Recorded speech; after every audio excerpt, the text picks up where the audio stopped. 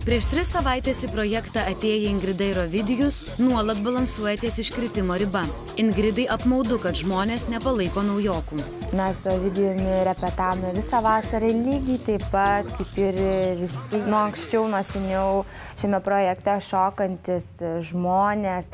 Spėjau patirti ir traumą, ir jau įsigyti ir naujų mėlynių. Žinau, kad čia yra nuo fokstroto, čia yra nuo čiačios, čia yra nuo sambos. Pikti liežuviai plaka, kad Ingrida yra lankiusi sportinius šokius, tik ji šį faktą slepia. Abejonės kelia jos itin profesionalūs pasirodymai. Tai jūs paklauskite mano partnerio, kaip mane visą žliumbenčią mokina sambos žingsnių, kurių aš nemoku, nemokėjau. Ir net nežinau, kaip reikia tą pėdą statyti ir kur išmušti ritmą. Važiuojam, kad skaudėtų pirštus. Opa, vieną liniją, neskubėk, šitą ko man gražią parodai. Trečią poziciją parodai ir keliai ištiesti.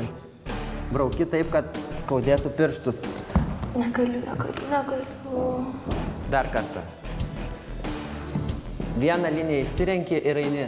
Tuo tarpu Ovidijus mano, kad žiūrovus gali klaidinti Ingridos įvaizdis. Nėra taip, kad jinai sėdi tik tais, žiūri blizgučius, nagus ar galvoja, kaip čia ką gražiau apsirengti. Žmonės to nemato, aišku, kiek mes dirbam, bet aš tai tikrai galiu pasakyti, kad nėra ar ne kvaila kažkokia, kuriai rūpi tik paviršutiniški kažkokie dalykai.